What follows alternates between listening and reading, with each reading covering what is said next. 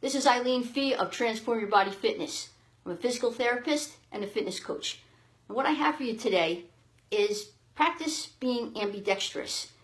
And you're probably saying, well, I would, but I have no idea what you're talking about. All right, well, that means being as good with your non-dominant arm and hand as you are with the dominant side. And why I bring that up, again, this series is about bridging the gap between physical therapy and home fitness.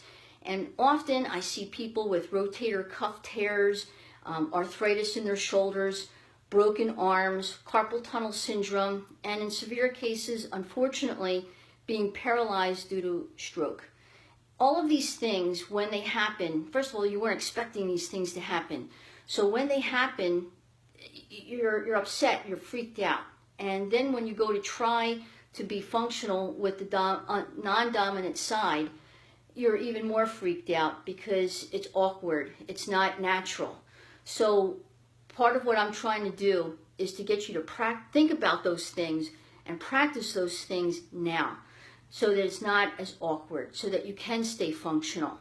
So the first thing that I notice that they really freak out about is their signature. You need your signature for everything in order to interact in life. So we all doodle. We're all on the phones or at work, and you're just doodling circles and triangles. And instead of doing that, do something that's important for yourself. Start practicing your signature with your non-dominant hand. So, for example, up at the top here, you can see this is my normal signature. And I've been practicing, it took me about 5 times. And this is the 5th time that's even close to the top. So what's my point? My point is that, and you think, okay, well, I can sort of, if I had to do that. You don't, until you start practicing and realize the loops and everything, you have to train your brain and your hand-eye coordination to really practice it. And think about it, if you have an injury, like what I just talked about, say if you had a stroke, you think you're going to really understand how to do that, reverse the loop? Again, practice it now so that it won't be as awkward when the time comes. Hopefully it will never come, but you have to prepare for those times. The other thing is to be able to eat. A lot of people, they don't realize, if something is wrong with your dominant hand, to be able to cut. It's a weird motion if you go to reverse it and put it on the other side. These are simple things, but practice them now. Have fun with it, but begin to train your brain with that movement, because then you take the fork and then you have to feed yourself. And again, what happens is that because there may not be that control, the food will go down in front of you. Get and practice it now.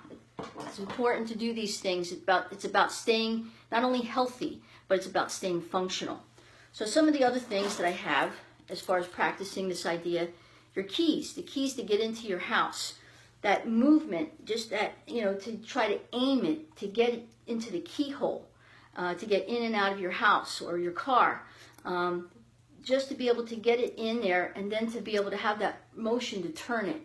Again, if you're not used to doing it, these are hard things to practice, and it's harder when the time comes. Other things, a brush. Instead of using your right hand to brush, if you're right-handed, the non-dominant side to brush your hair. It may not come out quite as you like it, but at least you're beginning to get a little bit better at that skill when the time comes.